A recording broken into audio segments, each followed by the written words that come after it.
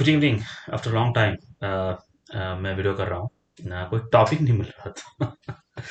तो आज का टॉपिक मेरा काइंड ऑफ फेवरेट है, but I don't know how many people are interested in history. But I think मतलब आप देखो, जहाँ पे भी देखो कि रिविजनिस्ट हिस्ट्री का माहौल चालू है, जहाँ पे लोग कह रहे कि हिस्ट्री में ये लिखा नहीं था या ये गलत था, वगैरह वगैरह। और अनफॉर्चुनेटली भारत जैसे देश में ये काफ़ी हद तक बहुत ज़्यादा फैला हुआ है।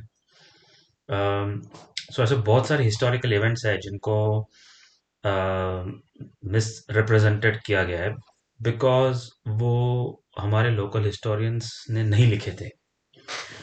और खास करके जो एंटिक्विटी हम जिसे कह सकते, अभी antiquity is not a right word, लेकिन आप जैसे कह सकते हैं कि बीसीज में जो बात हुई है या 2000 साल पहले हुई है, तो वहाँ पे काफ़ी हद तक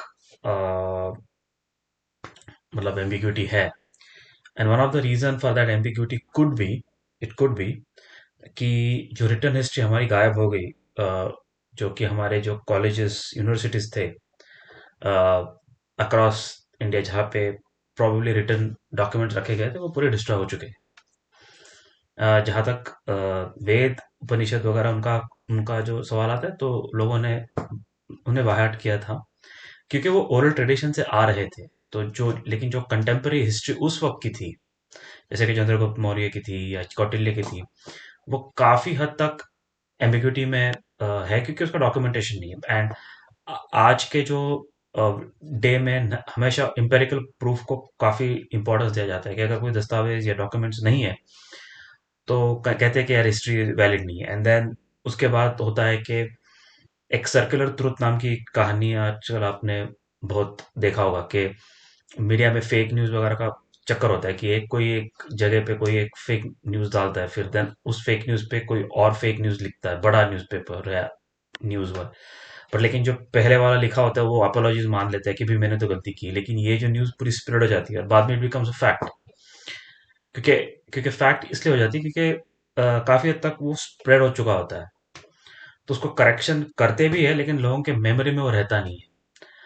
तो उस काइंड ऑफ सिचुएशन बहुत सारे, अगर रिसेंट वर्ल्ड में अगर हो रहे हैं तो फिर वो पुराने जमाने में भी हुए थे। लेकिन आपको ध्यान में रखना है कि पुराने जमाने में जो हिस्ट्री लिखी गई थी, वो आजकल के फेक न्यूज की तरह नहीं होती थी। उस वक्त लिखा इसलिए ज्यादा था क्योंकि आपको अपने कंट्री के, आपके राज्य के, आपके स्टेट, आपके जो स्टेट है, state in the sense not in state of India but as a, sorry states of India but state as in a country, तो उनको ग्लोरीफाई करना था कि अरे नहीं नहीं, हमारे राजा ने ऐसा किया वैसा किया। तो एक मैं इस पे एक यही मैं वीडियो बनाना चाहता, I hope many people can see it. It's the history about Alexander the great जिसे कहा जाता है। तो सबसे पहले बात आपको ध्यान में रखना है कि, और ये again, I am not an expert, again जो मैं कहता हूँ जब भी मैं एक्सपर्ट नहीं होता, क्योंकि मैंने भी कहीं पढ़ा होता है, सुना होता है, और उससे कोलेट हो जाता है। तो one of the biggest thing आपको समझना ये है कि अलेक्जेंडर द ग्रेट का जो जो हिस्टोरिकल मेंशन किया गया है बुक्स में, हमारे किताबों में, कि उसके सोल्जर्स आके पग मतलब घर की याद आने लग गई, वो बोर हो गए थे फाइट करके और वापस जाना चाहते थे। तो and they had one actually. तो ये जो है, ये सबसे बड़ा आप कह सकते हो कि लाइक इम्पॉसिबल। मैं फेक तो इसलिए नहीं चैलेंज कर सकता क्योंकि मेरे पास कोई एविडेंस नहीं है कि उसको फेक करने के लिए, लेकिन मैं कह सकता हूँ लॉजिकली इम्पॉसिबल है। और लॉजिकली इम्पॉसिबल इसलिए है क्योंकि ग्रीको बैक्टीरियन किंगडम्स अफगानिस्तान में थे, एंड कनिष्क आर्ट, जो आप देख सकते हो कि बुद्धा की जो मूर्तियां है वो हेलेनिक आर्ट से इन्फ्लुएंस्ड है, and they are available in museums also.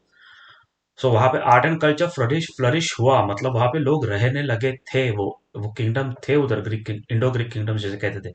I think Bactrian kingdoms कहते, Bactrian camel, I could be out of the context. तो अगर अगर वो कहते हैं कि हम थक गए, हमें घर की याद आने लगी, हमें वापस जाना है घर, तो फिर वो रहने वाले कौन थे वहां पे?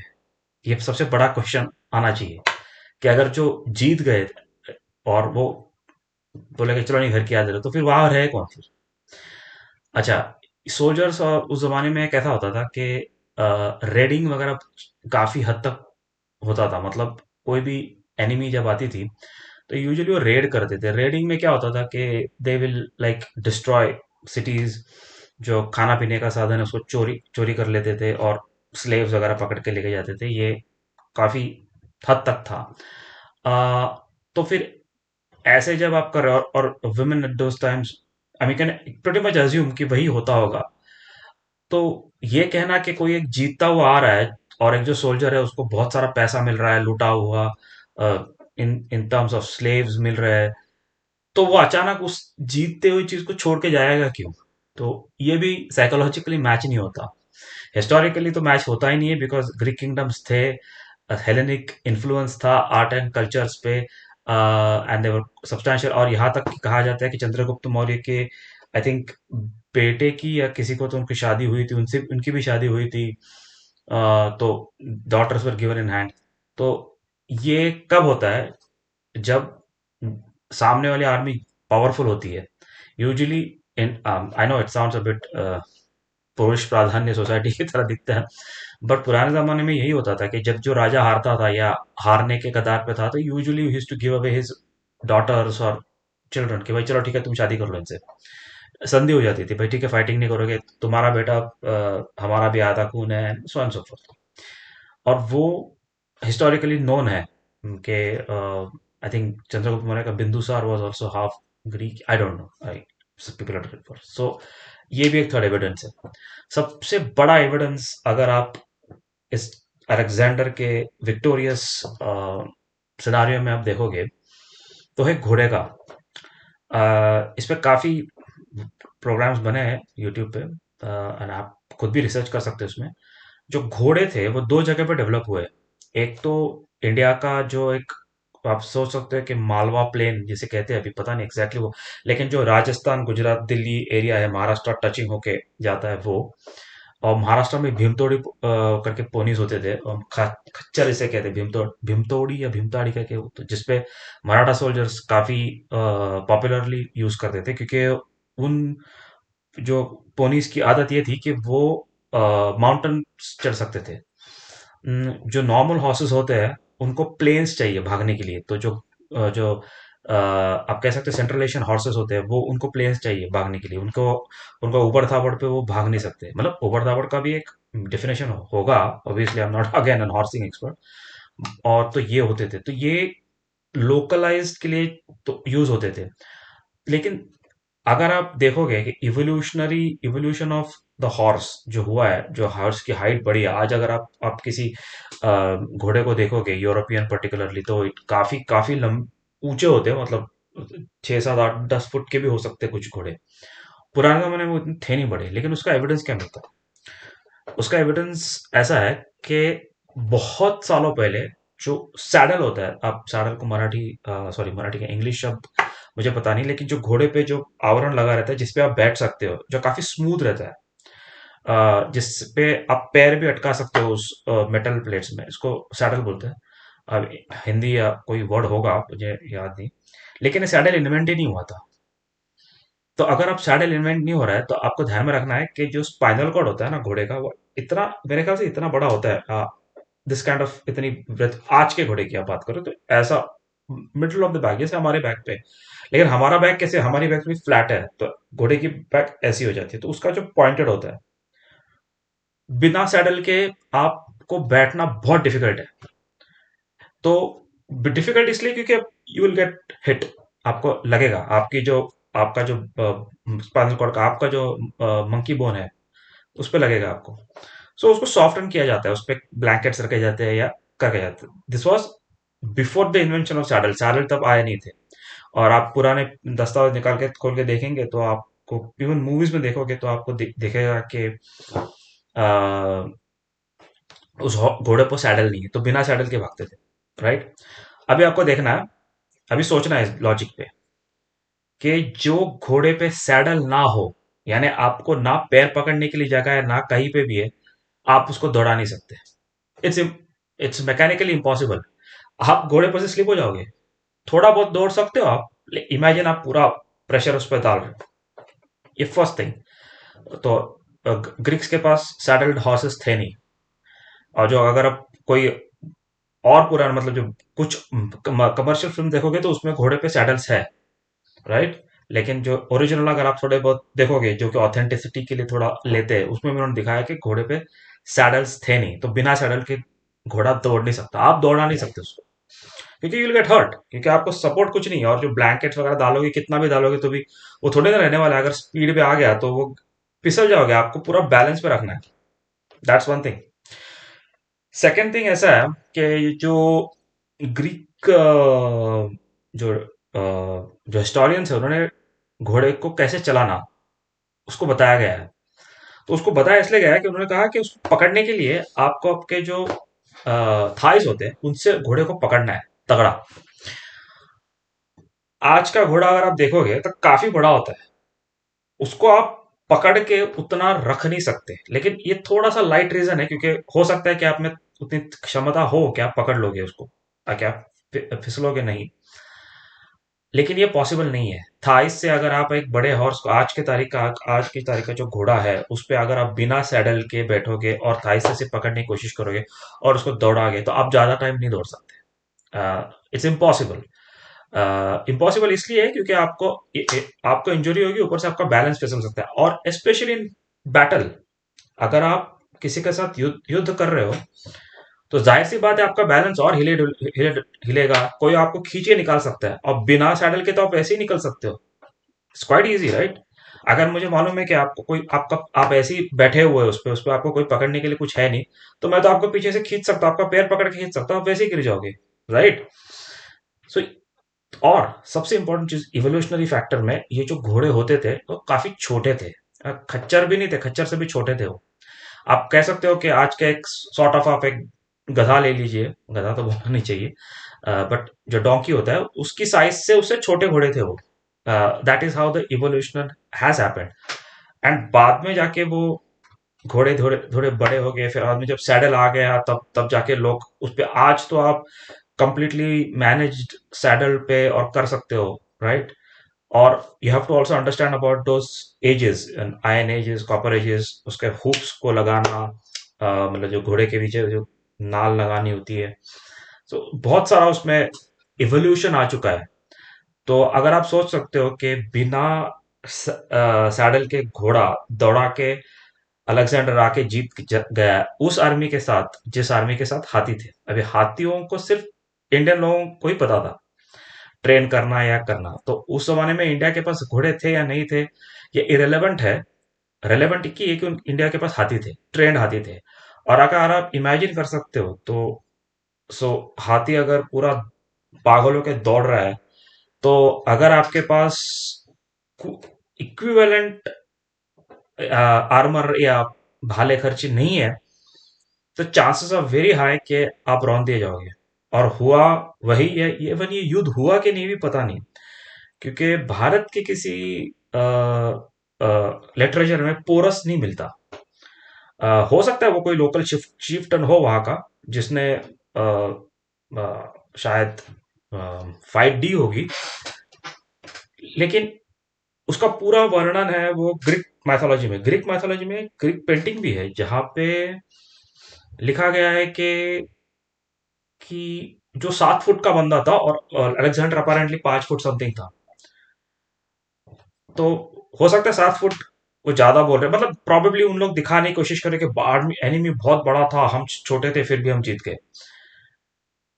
पॉसिबल हो सकता है, bigger size doesn't mean always a victory.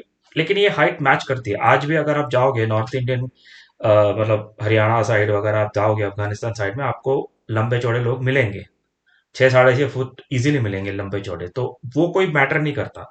लेकिन ग्रीक्स ने अपने आप को छोटा दिखाया उस वक्त, तो शायद वो छोटे थे भी, हमें नहीं पता। ऐसा है ना कि अगर आप डाउट कर रहे हो तो हर चीज को डाउट ऐसा नहीं कर सकते कि आप एक चीज को सच पकड़ सकते हैं, एक चीज को दूसरा बोल सकते हैं। तो हो सकता है वो पेंटिंग मिसलीडिंग भी हो सकती है, लेकिन फैक्चुअल्स मैटर्स, क्योंकि आज भी आप देखोगे नॉर्थ इंडियन के प्लेन्स में, ऐसा मैंने कहा हरियाणा, पंजाब या ऊपर आप अफगानिस्तान में आपको मिलेंगे वो लंबे चौड़े लोग, अपेरेंटली थे नहीं। सबसे इंपॉर्टेंट फैक्टर ये है, और कहीं पे भी लिखा गया है कि between the rounds of battles Alexander lost his arm, उसका एक हाथ टूट गया था, और बाद में वो घुड़सवारी करके चला गया, और जैसे ही घर के नजदीक आया, या किधर तो भी उसने फिर बोट से जर्नी चालू की, and he died in the boat. ये एक पॉइंट बड़ा इंपॉर्टेंट है मेरे लिए,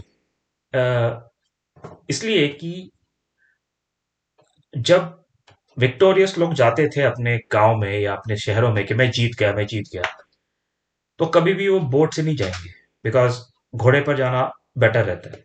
लेकिन ये थोड़ा सा आप कह सकते हो कि low point, low kind of weightage of point है इसमें, कि उसने घोड़े के बदले बोट, क्योंकि हो सकता है कि उसका हाथ कट गया था, नहीं कटा था, he was not feeling well, उसको बीमार था वगैरह वगैरह करके उसकी ऑलरेडी डाइड और डेड बॉडी वहां पहुंची। हैविंग सेड दैट, ग्रीक्स के पास कोई भी, क्या कहते हैं, इंपेरिकल प्रूफ नहीं है कि अलेक्जेंडर था। वो एक, सब जगह सबने लिख लिया, लिख लिया। अभी आ जाते इस बात पे कि कौटिल्य की एविडेंस भी काफी स्केची है, लेकिन हमें मिल जाता है वो, क्योंकि उसका कुछ कुछ उसे अर्थशास्त्र वगैरह बुक्स मिले हैं।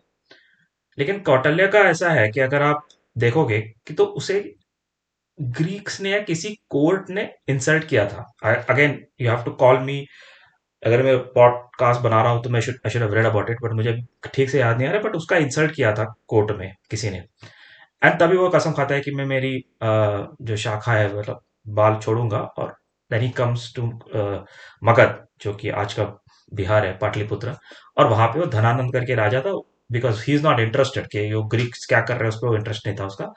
ही replaces him with Chandragupta Maurya, and then the enemy goes, and so and so forth. At no point in time Kautilya explains this theory कि वो हार चुके हैं। कौटिल्य के इसमें कि एक राजा हार चुका है, ये जीत चुके हैं, ये भारी हो गए थे, जरूर है, थोड़ा बहुत भारी हो गए थे, इसको पसंद नहीं था। अनदर थिंग, अगर आप देखोगे, अगेन चंद्रगुप्त कौटिल्य पे दूरदर्शन पे काफी एक अच्छी सीरीज आई थी, पता नहीं, पुराने जमाने की थी दूरदर्शन पे, तो पता नहीं देखी किसी ने, कि मुझे भी वो स्केची याद है। लेकिन उसका एक डायलॉग मुझे काफी याद है, कि वो कह रहा था कि अगर आप बाहर के लोगों को सेटल कर रहे हो, तो वो अपनी सभ्यता लेके आएंगे, और कल को अगर वो यहाँ पे पैदा हो गए तो वो अपना हक मांगेंगे, तो तब आप क्या करोगे? And basically he was against the foreigners settling in the region. तो शायद वहाँ का जो तक्षशिला के जो राजा थे, he was not agreeing with him, and something like that happened. उसके वजह से इंसल्ट करके वो आ गए। सो कहीं पे भी चंद्रगुप्त मौर्य के राइटिंग्स में ये पोरस मेंशन नहीं है। ये तो होना चाहिए था, राइट? आई मीन एटलीस्ट, या तो मैंने पढ़ा नहीं है, बट कहीं पे मेंशन नहीं है पोरस करके नाम का कोई एक ऐसा राजा था जो कोई शूरवीर था, लड़ा था और वो उसने हरा दिया था। ऑल इन ऑल, अगर आप देखोगे इस बात पे, तो आपको पता चलेगा कि इसमें बहुत सारे होल्स हैं। नो डाउट, आप कह सकते हो कि देर वॉज, मतलब वो ट्राइब जो थे, जिसको आप ग्रीक आज कह सकते हो, लेकिन वो ग्रीक ग्रीक को ट्राइब्स थे, और वो यवन जिसे कहते थे, आई थिंक यवन यानी वेस्टर्नर्स यवन थे, वो आए होंगे, और वो सेटल भी हुए होंगे, और उनके बीच में कुछ झगड़ा भी हुआ होगा, क्योंकि उस वक्त ग्रीक्स भी काइंड ऑफ वर्जन ऑफ जो सनातनी फॉलो करते थे, क्योंकि उनका भी वही था कि आई थिंक उनकी भी देवताएं थी। ऐसा नहीं था कि उनके भी देवताएं थी, उनके भी कल्चर्स था, उनके भी सेम थे, kind of like wind god. मेरे, again again I am not going deeper into that, because उसमें भी मुझे पढ़ना पड़ेगा, क्योंकि ग्रीक और रोमन गॉड्स भी सिमिलर थे, या काइंड ऑफ उनके नाम सेम थे, बट उनके भी ऐसी देवताएं थी। ऐसा नहीं था कि वो एक अलग रिलीजन के फॉलो करते, सिमिलर टू ये था। और कहीं कहीं पे किसी ने लिखा है, कहीं पे भी लिखा है कि या यवंस को ये पता था, तो उसी चीज को लेके फिर उसको मरोड़ को लिखा है कि नहीं नहीं, ये मानते थे कि यवन इंटेलिजेंट थे लोगों से, एग्जिस्टिंग लोगों से। वो तो रहा ही हमेशा, बाहर से जब लोग लिखते हैं तो, कि नहीं यार, देश अंदर के लोगों को कुछ पता नहीं था बाहर वालों। हालांकि टॉयलेट और ड्रेनेज इंडस वैली सिविलाइजेशन में सबसे पहले बनी थी। आई मीन, अगर किसी का ओल्डेस्ट एविडेंस है कि what is a commode toilet, तो वो इंडस वैली सिविलाइजेशन में है। हम उसे यूरोपियन टॉयलेट कह सकते हैं, उसकी जो सिटिंग पोजीशन थी on the toilet could be different, क्योंकि हमने वो देखा नहीं कैसे यूज करते हैं, but there was a proper drainage system जो कि आज भी चलता है। मतलब ऐसे कहते हैं कि अगर इंडस वैली सिविलाइजेशन जो हमारे पड़ोसी कंट्री में है, वहां पे अगर जो बारिश में अगर बाढ़ आती है तो वहां पे पानी टिकता नहीं, वो चला जाता है। उनकी ड्रेनेज सिस्टम अभी भी चलती है। Anyway, so that's another topic of discussion, but ये टॉपिक ये था मेरे लिए कि समझाने के लिए कि अलेक्जेंडर जो ग्रेट का जो कहानी है वो माइथोलॉजी है। इसका कोई प्रमाण हमारे पास नहीं मिलता है कि वो आए और वो उस तरीके से पोरस से लड़े और वो पोरस को पूछा गया कि तुम्हें क्या चाहिए, तो बोलता है मैं राजा की तरह ट्रीट करना चाहता हूँ। क्योंकि उसका मेंशन एज अ राजा ही किधर नहीं है इन भारत के जो इतिहास है।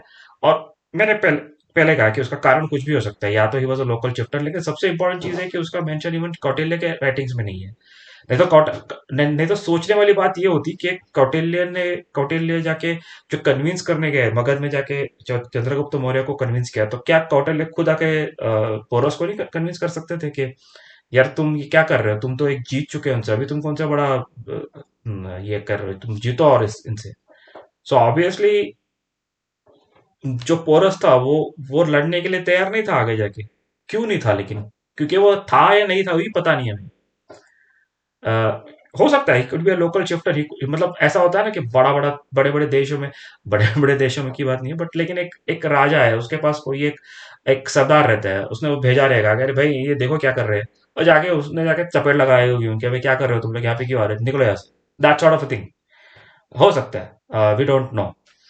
इसका मतलब ये नहीं है कि अगर पोरस होता तो वो एक, मैं उसको डाउनग्रेड नहीं करने की कोशिश कर रहा कि इफ वॉज देयर ब्रेव, अगर हुए होंगे, एविडेंस कहीं पे लॉस हो चुका होगा, तो वो काफी अच्छे ब्रेव किंग थे जिन्होंने ग्रीक को रोका। लेकिन कहने का मतलब ये है कि ग्रीस के पास वो जो इमेजिनेशन दिखाई गई है कि पूरा आर्मर पहन के वो एक छोटे से खच्चर पे, गधे के साइज के खच्चर पे बैठ के आ गए, जहां से आ रहे थे वहां से आ गए, और बैटल फोर्स लेके फाइट किया, ये लॉजिकली पॉसिबल नहीं है।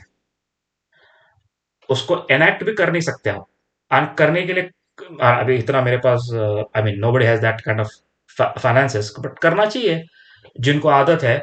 आप एक गधों पे ब्लैंकेट डालो, फिर आप इतना बड़ा हैवी आर्मर पहनो और बोलो गधे को दौड़ने के लिए, कितना टाइम दौड़ेगा वो गधा? और आप जब आपका कोई तलवार वगैरह लटक जाएगी किधर, तो आप गिर जाओगे गधे पर से, बैलेंस ही नहीं बचेगा आपका, क्योंकि आपके पास सैडल नहीं है, कुछ नहीं है। और ये भी होती है कि there are horse riding without saddle creates sufficient amount of injuries in humans, unless you have a great practice, and जिससे मेल प्राइवेट पार्ट्स पे इम्पैक्ट हो सकता है, जैसे कि नपुंसकता आ सकती है। तो ये उतना डेंजरस हो सकता है। तो ऑब्वियसली ये मेरा ओपिनियन है। अगेन किसी को पसंद नहीं आया तो आप कमेंट डाल सकते हैं, आपके पास कोई लॉजिकल कमेंट अगर है तो you can argue this case. But मैंने जहां तक पढ़ा है, मुझे नहीं लगता कि अलेक्जेंडर नाम का, द ग्रेट नाम का कोई आदमी आया था, या उसने भारत पे कोई एक आक्रमण किया था और कोई भारत का राजा उससे हारा था। ये इम्पॉसिबल है। और वो जो स्टोरीज है कि वो आर्मी यहाँ पे रखता था, यहाँ पे रखता था, बारिश के टाइम नदी क्रॉस की, ये वो सब सब बकवास है। ये बकवास इसलिए है क्योंकि जब आपकी घोड़ों की हाइट ही नहीं है, जो कि प्रूवन है genetics, by genetics, it wasn't, मतलब जो सेंट्रल एशिया की हॉर्सेस वहां तक पहुंचे नहीं थे, और भारत ही एक जगह थी और एक सेंट्रल एशिया थी जहाँ पे घोड़े हो सकते थे, और ये साइड में तो घोड़े थे ही नहीं वहां पे, और वो भी थे, उनकी हाइट्स कम थी, और ये भी प्रूवन है कि कैसे राइड किया जाए उनको बताया गया था। सो मतलब जांघों से या पैरों से पकड़ के जाते थे वो। तो काफी, मतलब there are lots and lots of holes, but ये तो मेरे हिसाब से, मेरा बॉटम लाइन एक ही है कि अलेक्जेंडर द ग्रेट कभी हुआ नहीं था, एक कह सकते हो आप, क्योंकि इतने बड़े होल्स है, unless unless of course, but you can't just believe in to it just because के बाहर के लोगों ने लिखा है इसलिए हाँ इसको मान ले हो गया था और वो आके हमारे पोरस राजा को हरा के चला गया। बिल्कुल नहीं। क्योंकि अगर 7 7 फुट का अगर राजा था तो उसकी प्रजा 6 फुट की होगी। तो फिर वो तो 5 फुट के थे तो पॉसिबल नहीं है वो। और हम अगर हारते ऐसे उस जमाने पे तो लिखा रहता किधर तो भी। और जैसे मैंने फिर I am just repeating it the points कि ना ना घोड़े की कैपेसिटी थी ना आर्मर उठाने की कैपेसिटी थी ना घोड़े को सैडल्स इन्वेंट हुए थे उस वक्त ना ही और उस वक्त हमारे पास हाथी थे। और तो मतलब आप बो एंड एरो भी घोड़े पे से नहीं चला सकते। जिस घोड़े पे आपको बैलेंस नहीं रख सकते आप तो उस पे आप क्या चलाओगे। और इतना बड़ा वजन लेके आप चल सकते हो क्या। वो छोटा सा एनिमल होगा वो थक जाएगा। वो तो 1 2 किलो 10 किलोमीटर के बाद बैठ जाएगा वो तो लॉट्स ऑफ होल्स। पता नहीं मतलब अभी ये कहना कि it's a very bold statement to say that Alexander was a fake. हो सकता है कि ऐसा कुछ हुआ होगा भी विद माल मसाला बढ़ा के उसको बहुत बड़ा बनाया गया था। लेकिन एविडेंस आपके पास है कि मगध के सामने चंद्रगुप्त मौर्य जब पहुंच जाता है तब वो सारे हथियार डाल देते हैं क्योंकि वो उसके पास कैपेसिटी थी ही नहीं। और वो बोलते हैं कि अलेक्जेंडर के जो जनरल्स थे मेगास्थेनस और समथिंग लाइक दैट वो रहा उसने उसको ये दिया वो दिया। हो सकता है कोई तो भी एक लीडर रहा हो जो यहाँ तक आ गया हो एंड ब्रूटली हार गया हो या उसने अटैक ही नहीं किया हो बोला अरे यार छोड़ यार यहाँ पे तो हम लोग कुछ कर ही नहीं सकते। तो कोई शांति वांति कर ली होगी और बैठ गए होंगे वहीं पे। और बाद में उसने शायद उसने बोला था ठीक है अभी यहाँ तक तो मैं स्प्रेड आउट हो गया अभी या उनके जन अंदर अंदर ही कुछ झगड़े हुए होंगे। उसने बोला होगा सोल्जर्स के चलो अपने पे चढ़ाई कर देते। सोल्जर्स ने बोला कि पागल हो गया ये, इनसे तो नहीं हम नहीं लड़ सकते। तो वैसा कुछ कारण हुआ होगा क्योंकि वो वापस चला क्यों गया वैसे भी है ना मतलब अगर वो यहाँ तक। लेकिन एक मैं सेकंड एक आपको एक पॉइंट बताऊंगा इस पे कि और इसीलिए ये श्रृंखला रहेगी। तो ग्रीक हिस्ट्री पे क्योंकि ग्रीस था ये देश था इसका देश का नाम जो उनकी कैपिटल थी उसको एक्रोपोलिस बोलते थे। और जो पर्शिया की कैपिटल थी उसको परसोपोलिस बोलते थे। तो कुछ लोगों का कहना है कि ये अकरापुरा था पुरुषपुरा था समथिंग। लेकिन मेरा कहने का मतलब है चलो ठीक है वो नहीं था पूरा। ओके। पोलिस पोलिस दो चीजों का एक नाम क्यों है। समथिंग विच इज लाइक पूर बाद जिसे हम लोग बोलते हैं ना तो वैसा क्यों है नाम। इसका मतलब एक हो सकता है कि आज आप देखोगे तो पर्शियन भाषा और ग्रीक भाषा काफी अलग है। लेकिन उस जमाने में उन्होंने अपनी सिटीज का नाम सेम रखा था। क्यों रखा था। कुछ तो सिमिलैरिटी होगी ना मतलब ऐसा नहीं होगा ना कि जैसे कि आप कह रहे हो कि आपने आपके समझ लीजिए आपने आपके देश का नाम कोई ना कैपिटल रखा है श्रीनगर और आपके पड़ोसी देश का कैपिटल का बॉर्डरिंग कैपिटल नाम है देवीनगर। एग्जाम्पल कीजिए तो नगर नगर तो है ना। तो वहां के लोगों को नगर का मतलब तो पता है। यहाँ के लोगों को नगर का मतलब पता है। देखिए बहुत लड़ रहे हैं लेकिन दोनों के कैपिटल के सिटी नेम है। तो ये ग्रीस और पर्शिया का परसोपोलिस एक्रोपोलिस पोलिस जो नाम है सिटी या पूरा जिसे हम लोग कह सकते हैं उसका सेम नाम क्यों है। एक ही कारण हो सकता है भाषा एक होगी उनकी। कहीं तो भी एक होगी वरना या सेम नाम कैसे होते। तो इसी बात पे मैं ये बंद करता हूँ स्टॉप करता हूँ इस पे। ये इस पे गौर फरमाइए। मेरा ओपिनियन है कि अगर कोई जनरल ऐसा हुआ भी होगा तो हो भी सकता है बट भारत में आके वो कोई युद्ध जीता जीता होगा ये बहुत डिफिकल्ट है। और कहीं पे भी जाके जीतना शायद पॉसिबल हो सकता है बिकॉज पर्शिया में शायद हाथी थे नहीं और हमारे पास उस वक्त हाथी थे। सो हाथी अगर रैम्पेज पे चला जाता है तो और जिन्होंने हाथी देखा ही नहीं है कभी जिंदगी में उतना ही काफी है वो उनका आना ही काफी है क्योंकि उनके पास कोई डिफेंस मैकेनिज्म नहीं होगा उसको मारने के लिए। बाद में शायद हाथियों को देख देख के। और अनदर हिस्टोरिकल इवेंट है जहां पे हाथियों का यूज किया जा रहा है यूरोप के बैटल्स में। But that's another story because एक बार आपको दुश्मन का वेपन मालूम पड़ा उसके बाद you can come up with solutions कि भाई इसको ये करने के लिए कर सकते हैं इसको ये करने के लिए कर सकते हैं। लेकिन फर्स्ट टाइम आप जब अननोन वेपन से मिलते हो तो आपके पास सोल्यूशन नहीं होता। प्लीज आप इस पे ओपिनियन शेयर कीजिए। I mean if you don't agree with my theory of के थियरी के अलेक्जेंडर आके उसने किसी पोरस नाम के राजा को नहीं हराया था, ये नामुमकिन सी बात है। अगर पोरस था तो उसको हराया नहीं जा सकता था, क्योंकि उनके पास वो कैपेसिटी थी भी नहीं। और जैसे मैंने ग्रीक के थियरीज में बहुत सारे होल्स देखे हैं, तो ये होल्स के आंसर क्या हो सकता है कि इसका लॉजिकल आंसर्स निकलेंगे भी।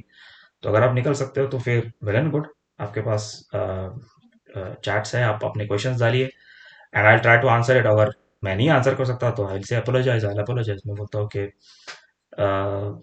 गलती होगी मेरे से, I mean my understanding was wrong. Thank you.